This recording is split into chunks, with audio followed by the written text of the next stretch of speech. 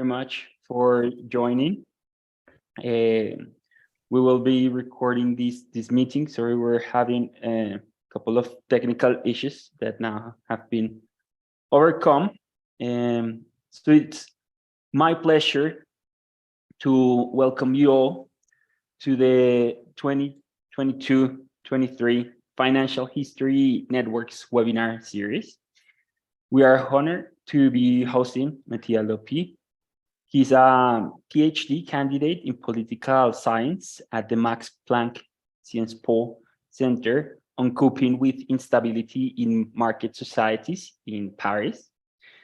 His research interests include political history, political economy, and the politics of central banking in the 20th century. Lupi holds a bachelor's in political science and international relations from Roma Tre University and a master's degree in public policy from Lewis University. His project aims to assess the interplay between the Bank of Italy and the political elite between the 1970s and early 1990s. I actually think it starts a little bit earlier, perhaps in the 60s, as we'll see later on, when major political, institutional, and financial changes occurred. In particular, he studies the consolidation of the autonomy of Italy's central bank in the face of the treasury and how this influenced the historical development of Italy in the context of globalization and the EU integration. So Mattia will present one of his dissertation chapters. It's called One Institution, Two Souls, the Bank of Italy, the Development Dilemma, and the Boundaries of Economic Planning, 1962-1968. Mattia will talk for around 30 minutes, after which we will hold a Q&A session for another 25 to 30 minutes, depending on how the sessions go.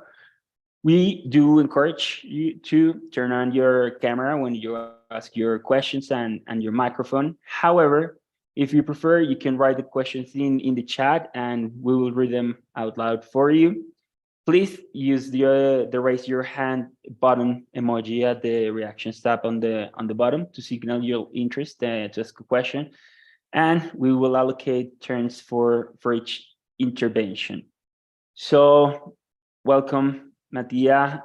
We're very happy to have you here, and the floor is yours. Thank you very much, Sergio. Can you hear me well? Yes, we can. Okay. Thank you. Thank you for this introduction. I'm very happy to be here presenting my work to this webinar series online. So thank you very much for this opportunity.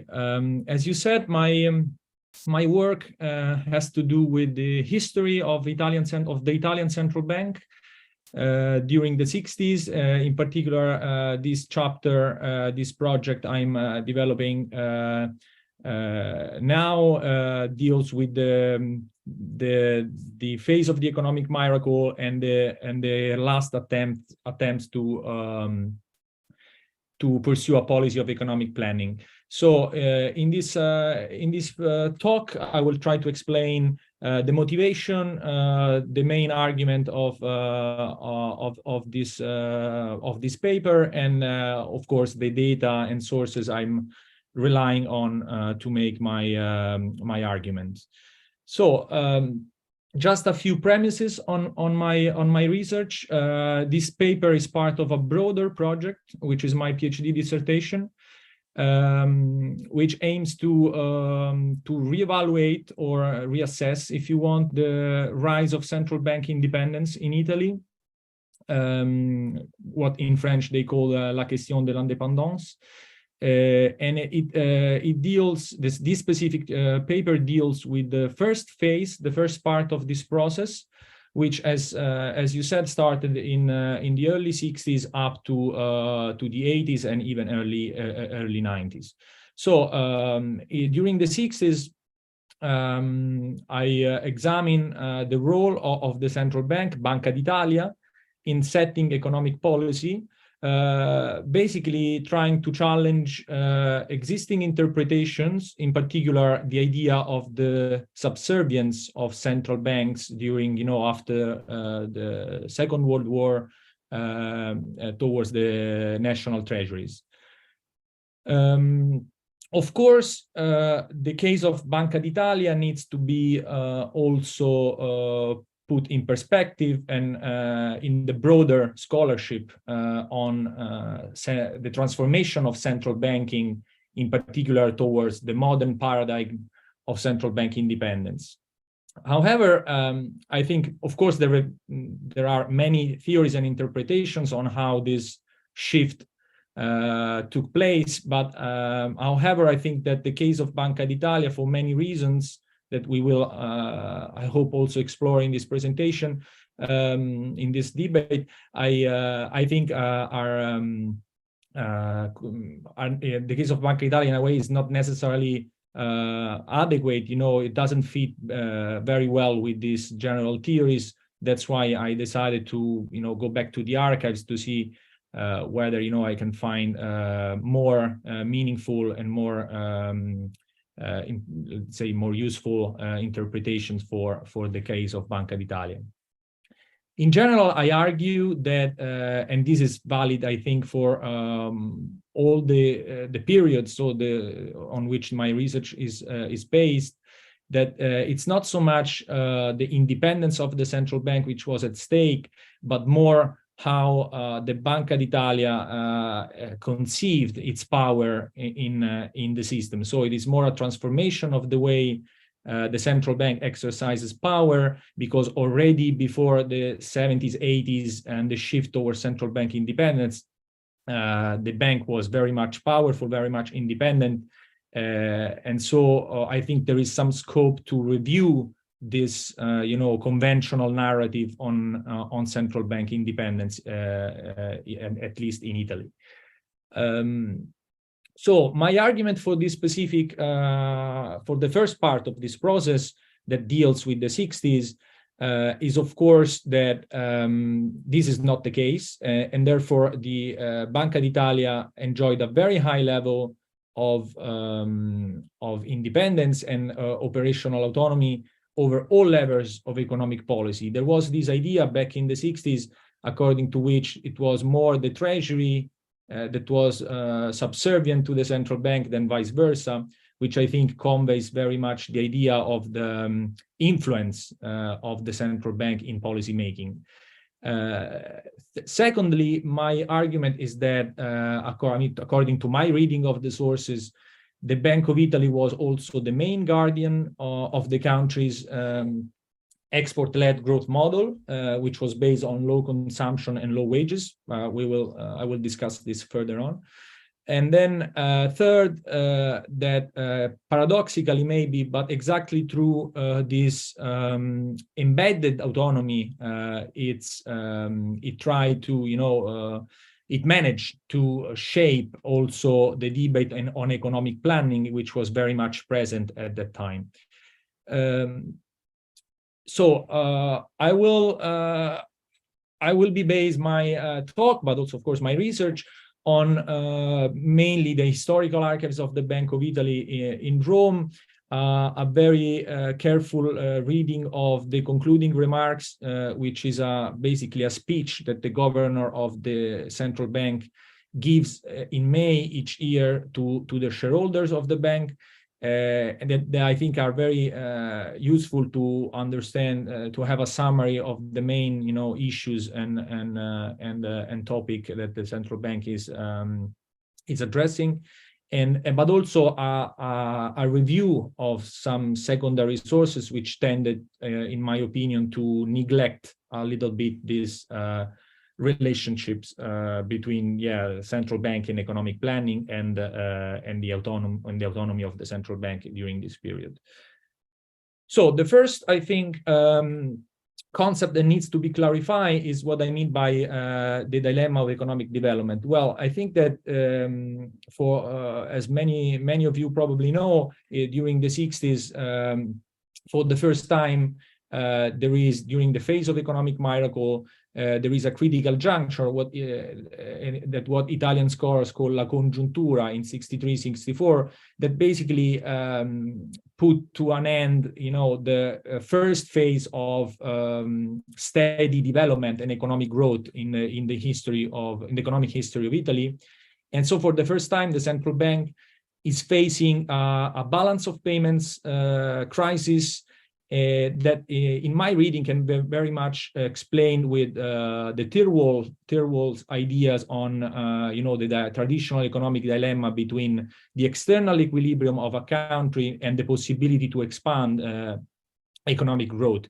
So there is a very important literature on Italy on the importance of the external constraint, and I think in this regard, my thesis wants to specify a bit more what is the meaning of this concept in the space, which is not very much political yet, but it is a very a la Tirwol, more of a classical economic constraint for small open economies, basically like Italy. During this critical juncture in 63-64, we witnessed for the first time what not me, but just like in the past, they called the two souls of the central bank, which basically means that on the one hand, clearly the central bank was supporting economic development, economic growth through several means, but due to this crisis, it shifted in 64 to it engineered basically a very severe monetary restriction, which, according to many people, was including, for example, at that time Franco Modigliani, was very much misplaced. Was not something very well welcomed by the academic community in Italy. This is just to show you the period, before the crisis. This is the inflation rate, basically only the inflation rate in Italy before the crisis of the 70s, where there is, of course, the peak of the inflation rate. You can see in 63, 64 a smaller peak, which is basically the crisis I'm talking about right now. So what was going on? Many scholars have tried to describe what was the model, if there was any, of interpretation of the Bank of Italy during that time, and some of them have came up with this idea of a neo-Ricardian model to describe describe central bank policy. Neo-Ricardian basically means that, and this was very much present in the governor of the central bank, Guido Carli, and in his conception of how economic growth should be achieved, and also how to approach economic planning. So basically, according to this idea, development, which was very much, in the 60s, an issue for Italy, depends on accumulation, on capital accumulation, which in turns depends on the capacity of firms to make profit and subsequently investments. So in a way, the central banker was aware of the fact that the distribution of income between wages and profits was at the center of this development mechanism, and therefore monetary policy had a role to play to regulate somehow this conflict. So clearly the idea at the time was that this external constraint was basically always ideally present, and not like many other scholars in the country were arguing that was like already a political tool, to impose some monetary discipline for the country. So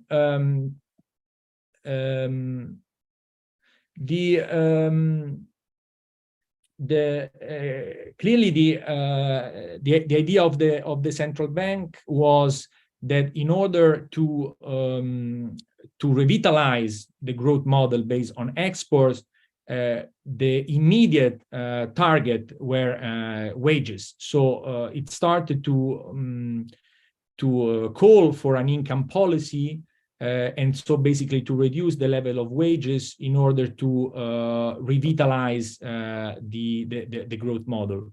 However, this critical juncture triggered intense and very sometimes violent debates in Italy between political parties, between economists, on how to restore, and to reform the country's main economic fundamentals towards a new sustainable path of growth and a balanced process of development.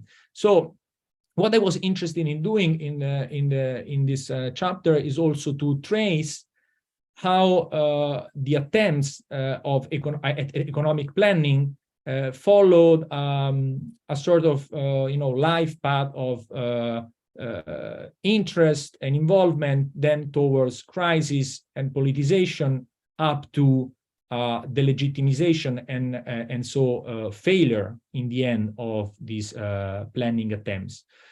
In the years in particular between the presentation of a first version of a report published on economic planning in Italy by the economist Pasquale Saraceno, and the approval after the critical juncture I'm talking about of the 5-year economic development program known as Piano Percini, the interpretation of economic planning and of income policy as the one that the central bank was pushing for changed. And in this change, all this reform impetus lost basically all the initial power. So what I'm arguing is that the central bank, there have been, of course, interpretation on how to explain, the rise and fall of economic planning in Italy. My point is that the central bank is, although not is not the first actor you would look at, and clearly to understand, how these policies were delegitimated, is actually a crucial actor to examine, to understand this process.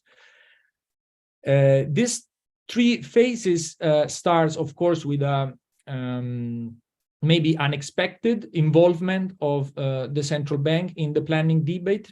There is a literature on that which tried to explain, at the beginning in the post-war period, how, for example, the need to increase empirical estimation, to improve data on economic growth, on, the different monetary flows in the country required a sort of strengthening of, the quantitative and econometric research within the central bank.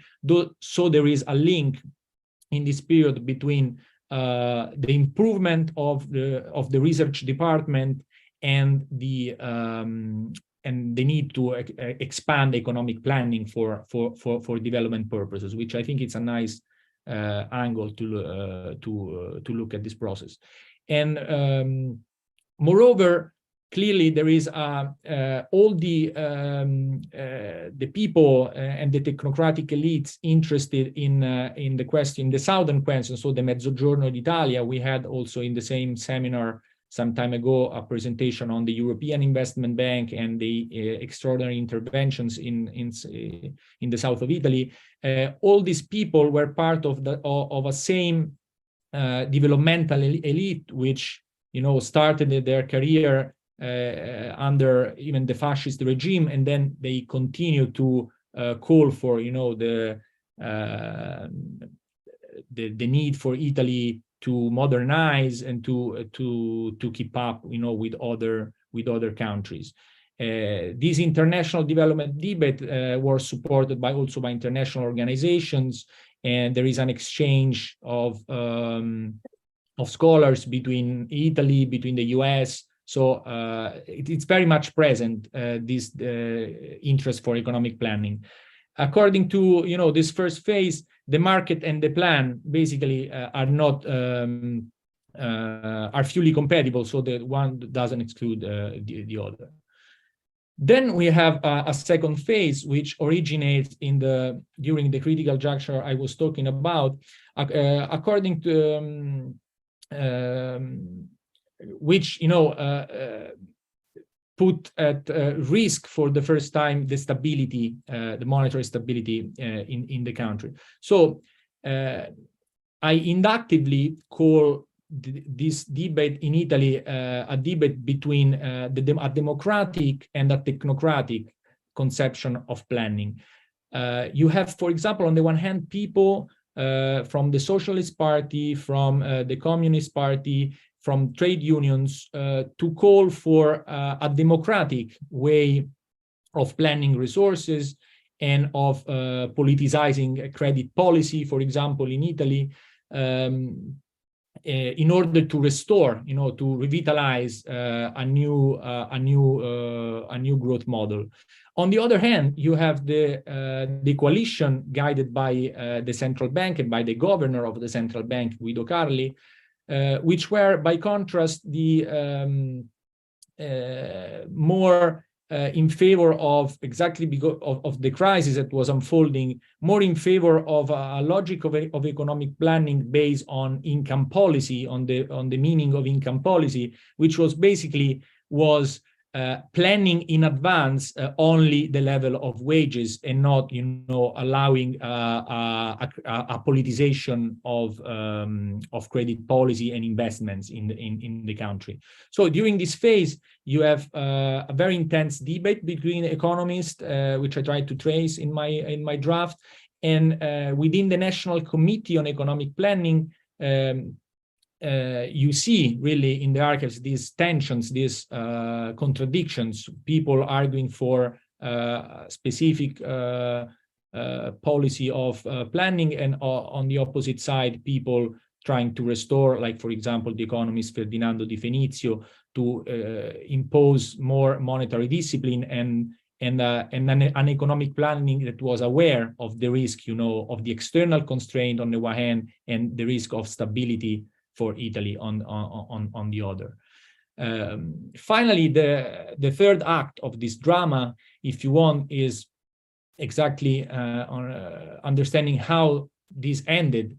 At the time, there was a center-left coalition that was perceived, that of course was the one calling for a politicization of credit policy against the central bank, who was perceived to be maybe too much radical for the academic and economic establishment in Italy, which was, as I said, very much guided by the central bank, by its autonomy and its influence on policy making, and therefore there is this constant tension in which, with discussion also on the role of the central bank, and at some point the central bank also in the 60s, with the advisory of Franco Modigliani, came up with the first econometric model of the bank, which in this first phase was also used as a political weapon in the negotiations to win, basically, the battle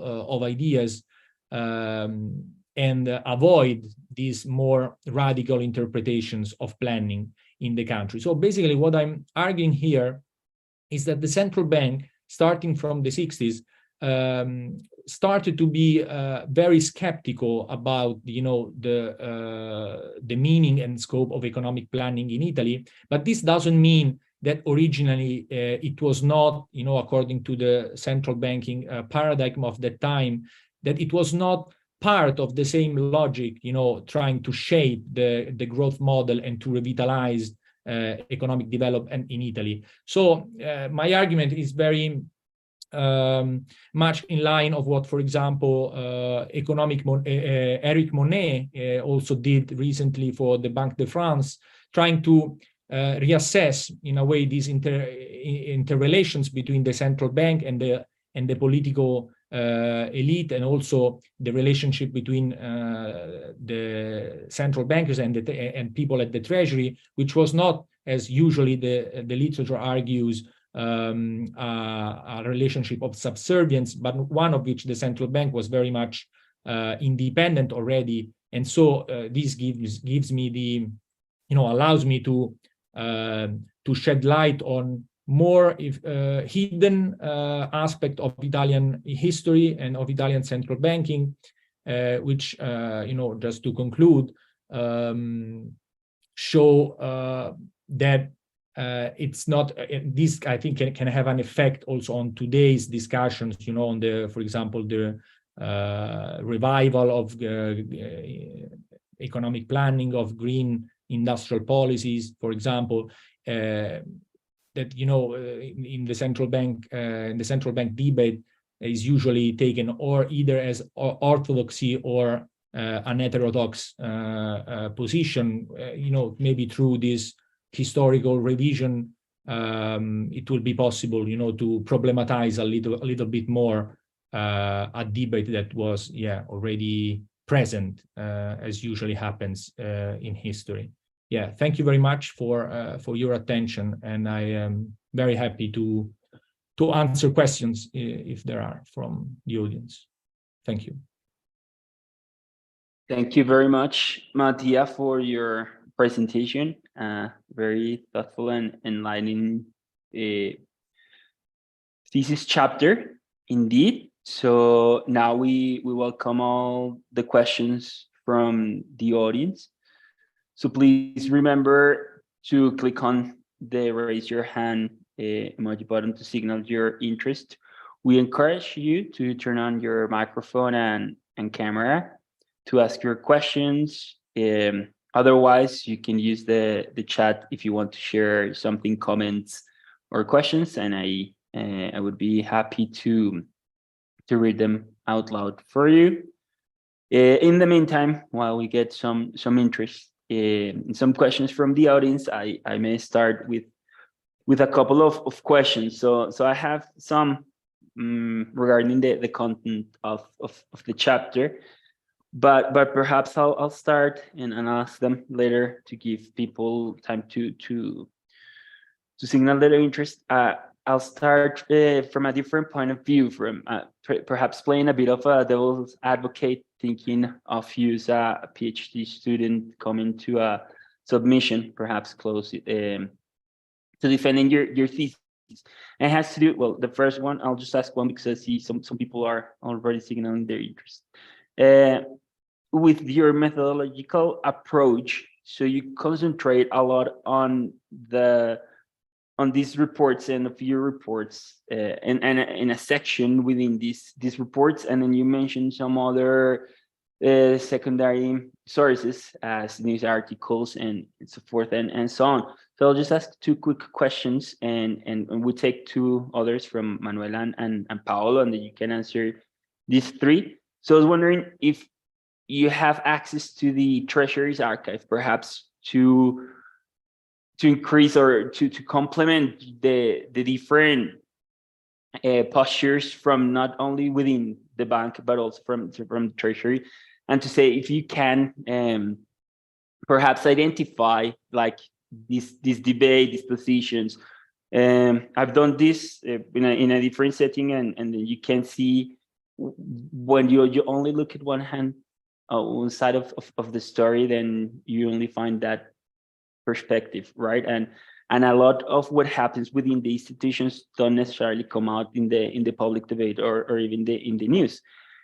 And that's regarding data. And with the actual method you use, I was wondering if you could expand a bit more on that, because with this research that you're presenting, I think immediately of a couple of things.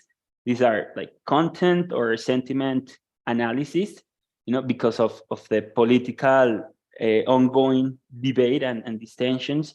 And also if you've come across or heard or someone has suggested you to take this data and apply some sort of like machine learning methods. You can start content analysis, sentiment analysis, and then build up, and in artificial intelligence might appear at some point in machine learning, or perhaps that's something just take out of the question. I was thinking about that because perhaps could be something worth checking out, if not for the thesis itself, perhaps at some point in the future.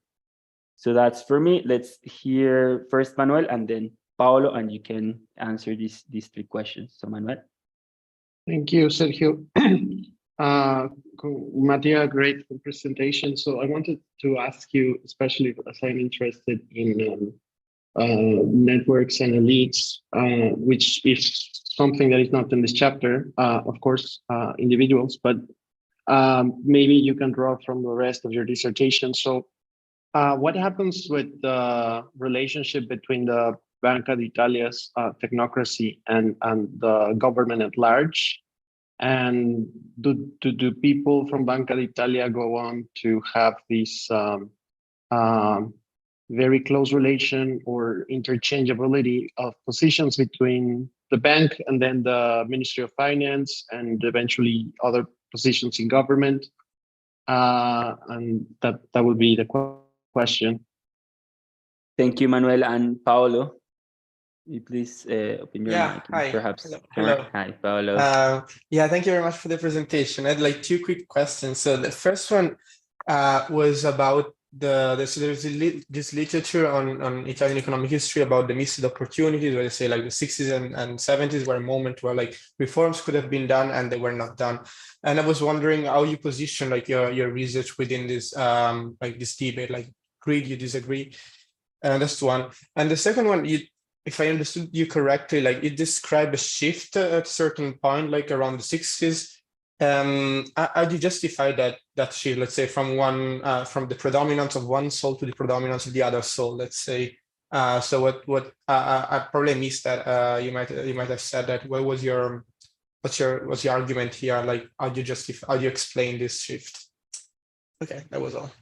Thank you very much, Paolo. So Mattia, if you respond to these 3 questions, and then we can take another round of questions. Sure. Thank you very much for these very thought-provoking questions. About the method,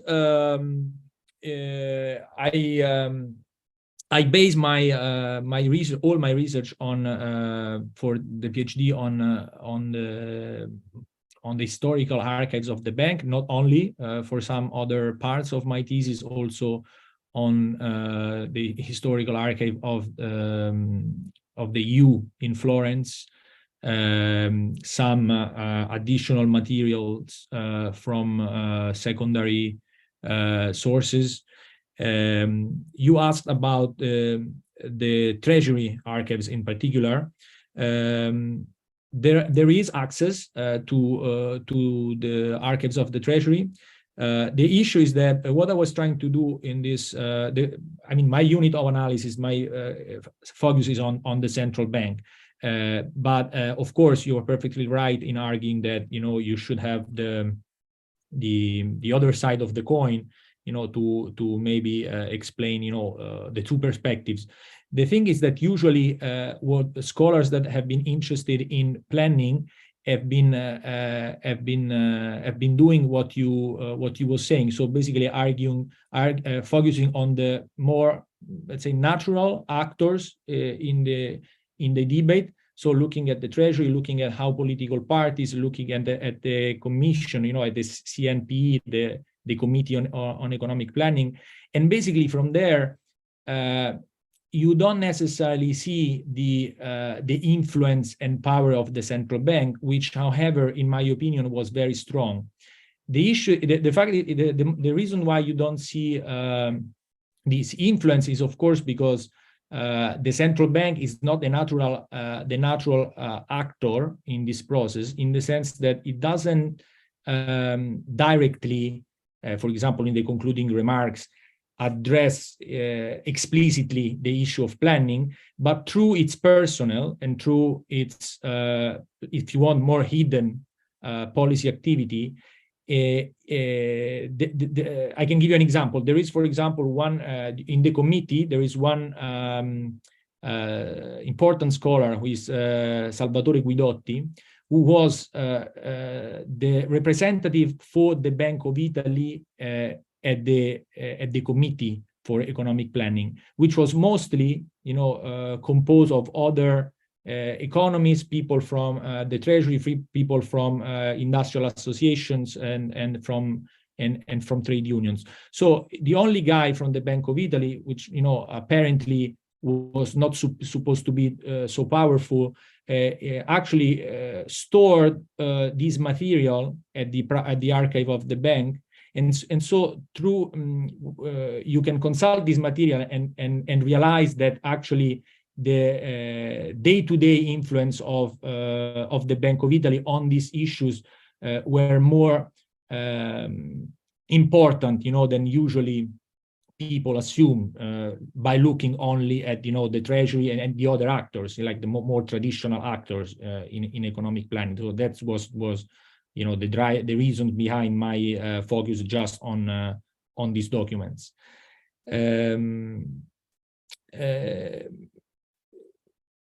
Regarding the more quantitative analysis on this data, I think it might be a very interesting venue to consider, especially because there is they are published. These concluding remarks are published each year. So if you can gather, all the materials and try to do maybe some text analysis on whether some concept use were being put out of the vocabulary of the central bank. I mean, it is something. At the same time, I think you don't need quantitative analysis to do it. Of course, it's much more stressful and time-consuming. While I'm also, in my qualitative work, I'm also basically doing this without explicitly saying. Maybe I shouldn't make it more explicit. That I also trace the meaning of this word. Of these words, but thank you for this for these suggestions. The second question was on the relationship between the bank and the government, and whether this was a steady relationship, if I understand correctly, or not. I think that part of this thesis is exactly to try to understand how this relationship was the natural order of things in a way, and that's why it is fictitious to explain the rise of central bank independence in Italy as if the Treasury at some point was completely left out of the picture. The starting point of this process is exactly in the 70s, in which I start to trace how the bank is already very powerful and very autonomous, and this will, of course, encounters a problem during the 70s, but not because the Treasury was politically more influent than the bank, but because the bank was somehow felt somehow obliged to continue this, to act as the government banker for sovereignty reasons. Basically, they didn't really not have at the Bank of Italy this idea of we are fully autonomous, we don't belong to the Treasury, we don't have any relationship with the state. So there was really much this idea. It is a conscious decision, so not just a subservience in terms of like maybe in the French case, I teach you, I tell you what you have to do, but it's more from sort of elite conviction from the central bank side to stay on track, to consciously and responsibly, especially during the 70s. Act as finance the government by the government deficits and so on. So yeah, I don't know if I'm answering your question, but yeah, it was a unstable relationship, but in one in which the bank was, in my opinion, much more influent than the Treasury. The third question is about the missed opportunities. Yeah, I'm aware of this literature for the. However, I mean, I found it a bit, and I tried to explain this also, I think, in the draft. I find it a bit based on a sort of Italian exceptionalism, all this literature on missed opportunities, on what went wrong, you know, maybe the origin of Italy's troubles also in today's contemporary economic debate. However, yeah, since they don't necessarily use concept that then can be easily compared, you know, also to other experiences, I fear that there is too much emphasis on this Italian exceptionalism, so that we were pretty much unique in the peninsula because we have troubles that no other countries had, and so really peculiar way of dealing with economic problems, which for a certain reason it's true, which allows you also to argue that the Italian case might be interesting and so on. But at the same time, I think they lack the ability to use concepts and theories that can be also compared, you know, to other experiences, such as, for example, the central banking in France, central banking in Germany. And once instead, if you try to, that's my struggle also in the thesis, when you start trying to use this more comparative vocabulary of comparisons, you maybe start realizing that, yeah, maybe it's not that unique, and you need to make an effort, you know, to try to see what were the main problems. But that's, I mean, it's an interesting discussion. We can continue this conversation maybe elsewhere.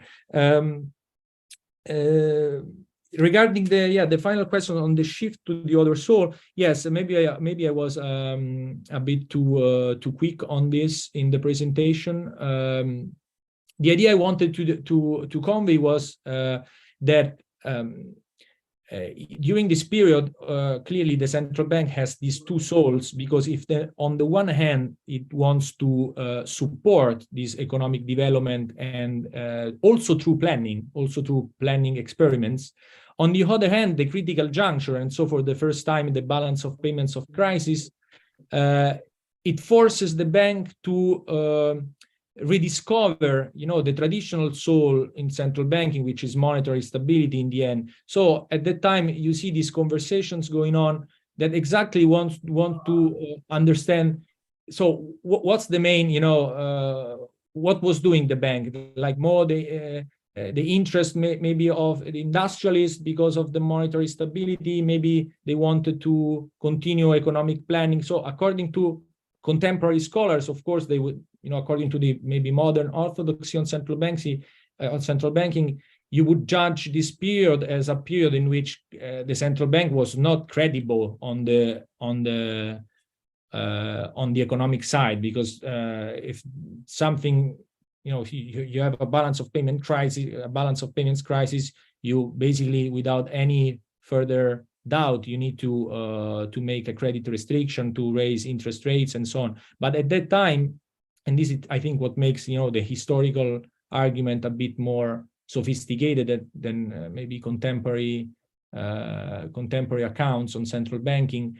It was a bit more, you know, nuanced. There were more nuances in this story. So understanding when the central bank is choosing one soul over the other, in order to do so, you need to enter the detail and the historical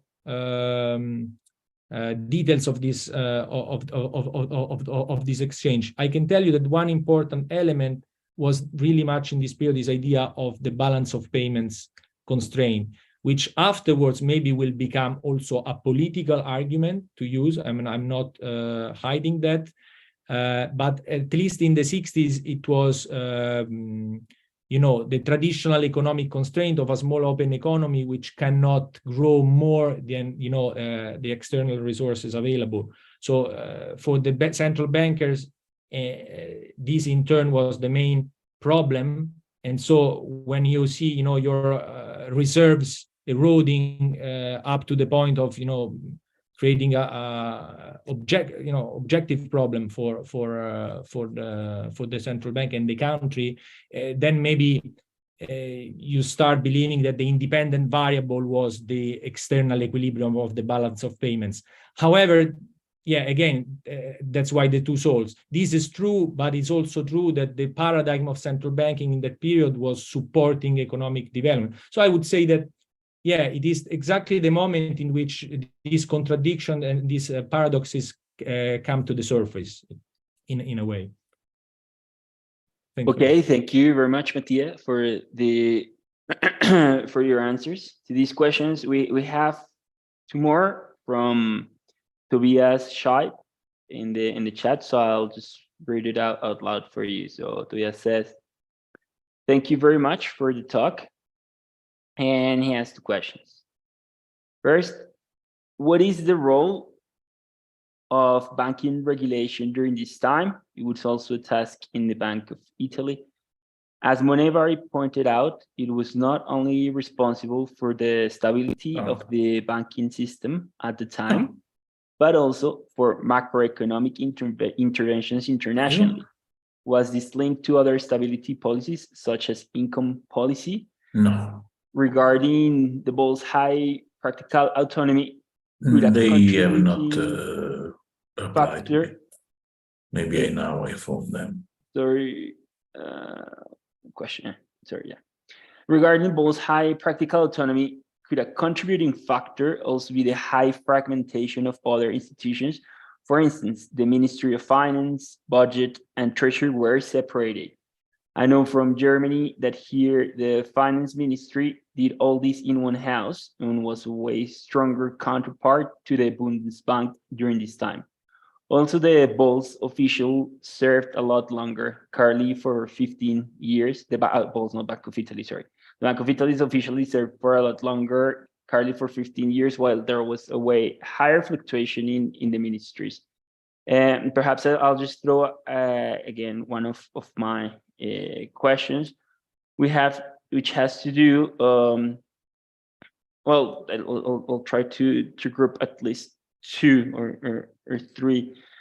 So what was the interaction with development banks? You say the Bank of Italy, even though it was not its assigned duty, they have powers to intervene and to push forward this development planning in one of, at least the two sides of this coin. And then I was wondering, what was the role with the interaction of development banks in planning this or in evaluating this planning of the economy? Also, and I think I have to ask this question also because of current times and inflation and how it's going, what's happening currently in the world. It's a very topical issue, and you mentioned it, I don't know if marginally, but there's a role or implicitly of inflation surging up in the 60s. The usual debate, it goes around the 70s, perhaps in the UK and the US, particularly in the UK, around 73, 4, and the government doing its best, and the Bank of England in this case, to fight inflation. How do you see this within Italy, having, well, the full employment also policy as a target, and, well, intervening or trying to impact wages and this relationship between inflation, economic growth, and wages? I think I'll leave this there, and perhaps you can answer these questions, and we'll see if we have a bit more time towards the end. Yeah, thank you. I'll try to be brief. Regarding banking regulation, it is a crucial topic, because he's right in saying that it was not just a tool of stability, but also of monetary policy. I should have made it more maybe clear at the beginning how it was, the financial system, because I think it could help in answering some of these questions, because the financial systems at that time was characterized exactly by these very close relationships between the banks and the central bank. So clearly, through regulation, the central bank was also steering credit in the country. So, for example, during this the critical juncture in 63-64. And the credit restriction, the squeeze was exactly imposed by on banks, which were, obliged to restrain their foreign debt operations and these foreign exchanges. While at the beginning, these were even sometimes promoted by the central bank, to increase competitiveness and to boost economic growth. So the banks were crucial in transmitting monetary policy, and there was a very strict relationship between the two, and also regulation was pretty much strict. It was based on a law back in 1936. It was never reformed up to the 90s. So it is also a story of how this banking law then throughout this period started to be perceived as a problem for also Italian central banker.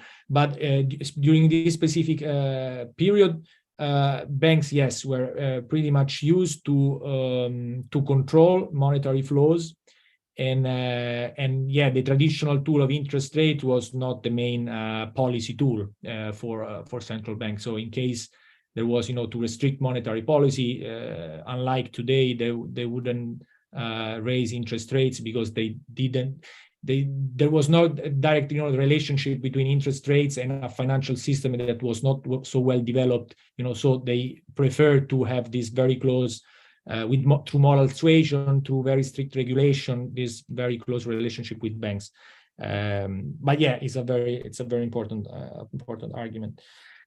Regarding the autonomy, absolutely, yes, the fragmentation is one part of the story in understanding why the bank was so much more influent than the treasury. And Carli was there for 15 years, so the stability guaranteed by the central bank was very much higher than the instability of governments and in Italy. So having one figure like him, for example, Carli, was yes perceived to be an element of stability, but also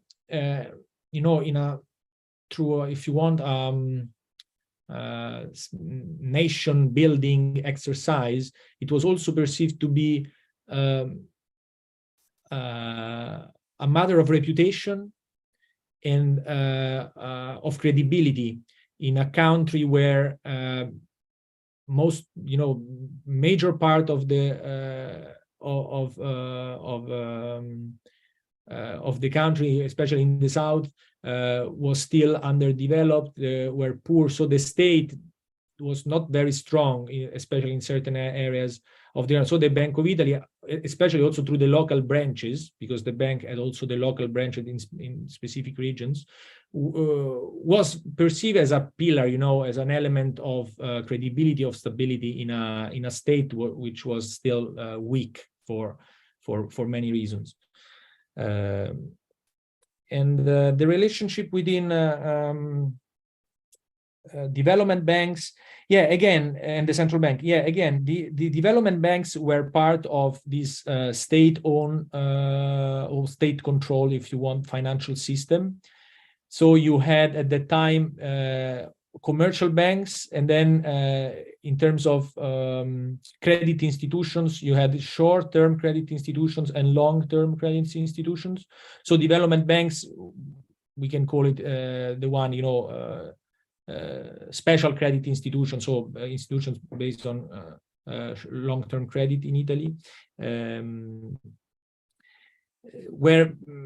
were part of the same logic in the sense that they implemented the policies crafted by the central bank and of course the state, and they were the means through which implement the selectivity also, this selective credit policy, exactly because the market was perceived to be inefficient to some extent, and therefore through planning, and so through planning exercised via these credit institutions, the state was perceived to be, an additional, the substitute for this market inefficiency. And so, yeah, they were. It's an interesting story, if you want, because the development functions, what in the contemporary world are two different things, right? You have central banks and you have development banks. In the past, this difference was much more subtle. You had the central bank basically doing developing developmental policies. So the difference was not that strict. Only with the shift to the modern paradigm, the idea of a central bank explicitly doing developmental policies became a sort of taboo. While in the past, direct relationship with credit institutions and selective credit measures were pretty much the conventional wisdom at the time. Just to conclude on inflation, clearly yes, very hot topic today, with people trying to understand the sources between profit-driven inflation, wage inflation. At that time, the idea of inflation, I don't want to say that it was not a problem for the central bank, inflation, but it was not perceived to be the main problem of the central bank. The main problem was still income growth, economic development. So it was more of an accident to deal with inflation, with these rates of inflation back in the 60s. But still, the idea was trying to also measure, and that's why the improvement of the econometric model there and the research department, to try to quantify exactly from where this inflation came from. So it was still, I would say, an underdeveloped field. There was not the literature on expectations, for example, was not there yet. So as I put it in the presentation, the wages and income policy was the first element to look at when this, the growth model started to fade away. So yeah,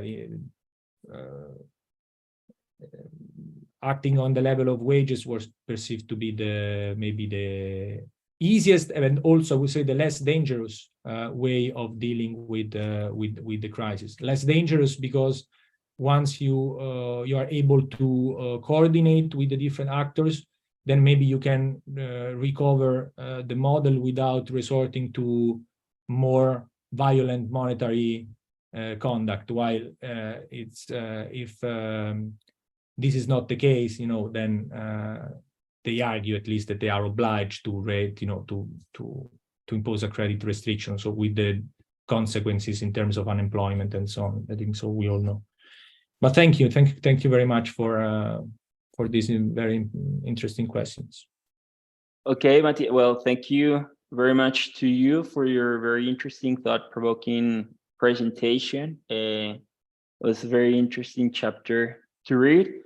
And I just want to close by, thanking everyone in the audience for joining us today. And I want to remind you that we will be having our final year event. We would be a keynote talk by Professor Sharon and Murphy at Providence College, entitled "Banking on Slavery, Financing Southern Expansion in the Antebellum United States."